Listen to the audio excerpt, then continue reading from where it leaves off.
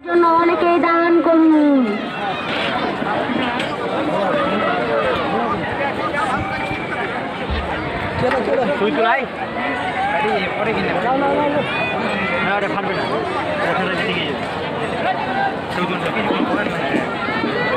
সবাই মুক্ত দান করুন। মন্দিরের উন্নয়নের জন্য সবাই মুক্ত দান করুন।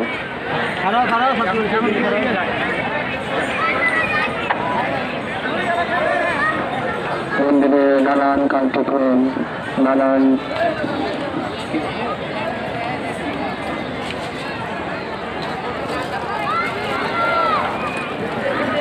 মন্দিরের অনেক উন্নয়নের কাজ আছে।